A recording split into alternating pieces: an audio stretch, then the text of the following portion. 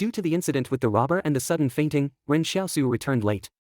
He glanced at the sky that was about to be enveloped by darkness, and knew that it would be extremely dangerous to pass through the market with his prey at this time. During the day, people from the refuge barrier would come out to maintain order, but at night, they would retreat back into the barrier. Of course, the people in the refuge barrier were not kind-hearted.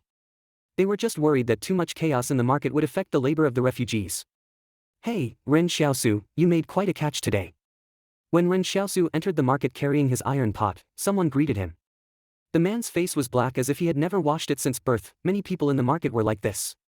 In order to exchange for food, they would dig coal in the nearby mines during the day.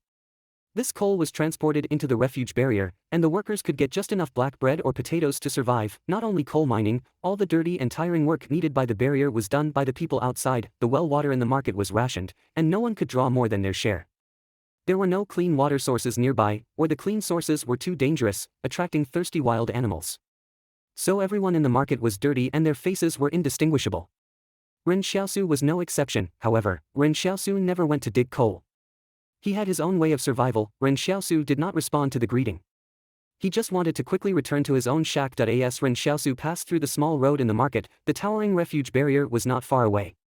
Looking up, it seemed as if the end of the sky was full of oppression. There were not many buildings made of earth and stone in the market, and most of them were shacks for living. Ren Xiaosu, who was originally quite relaxed, suddenly became alert after entering the market. He even drew a bone knife from his waist. The atmosphere on the street became tense, as if there was something dangerous hidden in those shacks. But when Ren Xiaosu drew his bone knife, those who were about to move settled down again. The first thing Ren Xiaosu learned living here was not to trust anyone, except Yan Luyuan. Whispers came from the shacks on the side of the road. Ren Xiaosu actually caught a prey again. What kind of prey is that?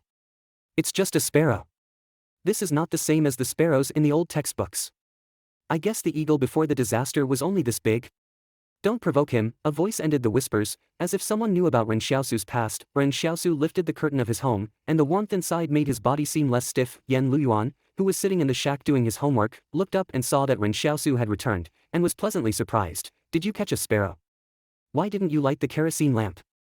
Ren Xiaosu asked with a frown. Yan Luyuan was not usually obedient, at least not in front of people other than Ren Xiaosu.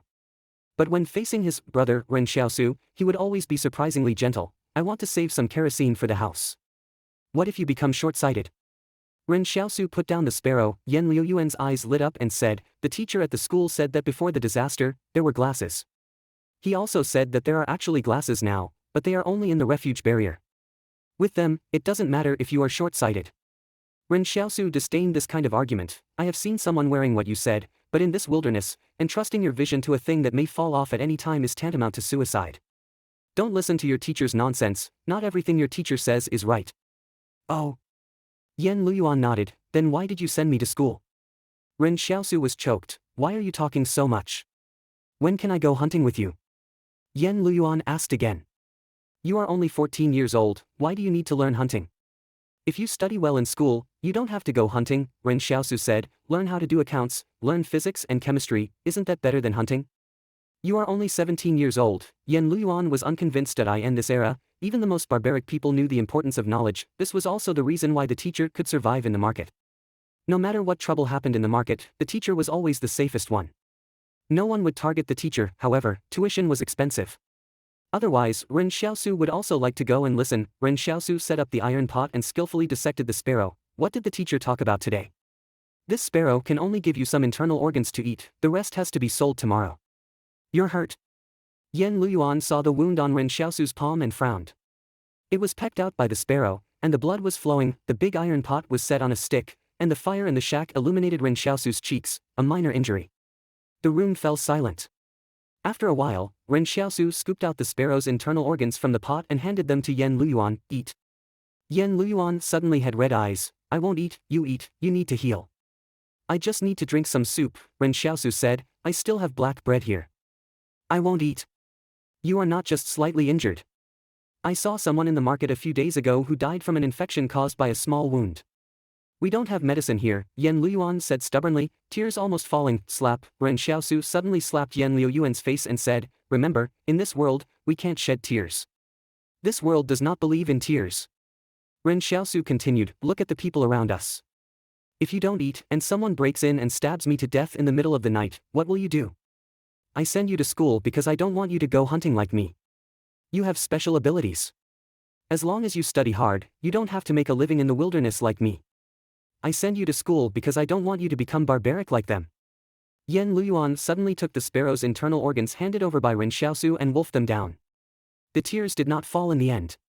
He had to learn to be as strong as Ren Xiaosu. Cough cough, after you finish eating, bring a clean cloth to bandage my wound, Ren Xiaosu said. Okay, Yen Luyuan agreed. You are usually quite lively outside, but why do you become like a little bullied boy when you come home? Ren Xiaosu sighed. Did anything happen in the market today?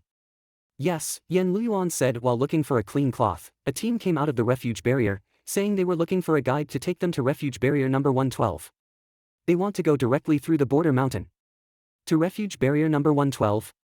Ren Xiaosu was taken aback and frowned, and they have to go through the border mountain? Do you think they will find you? Everyone in the market knows that you are familiar with the outside. Yen Luyuan blinked and said, I heard that they are the band and singers from refuge barrier number 113, invited to perform in refuge barrier number 112. I have never seen a singer before. I won't go. Ren Xiaosu shook his head. Whoever wants to go to the border mountain area can go. You hide from them a bit. These people are strange. At this time, Ren Xiaosu felt a bit complicated. What kind of world is this? There are still people who sing specifically, and there are bands.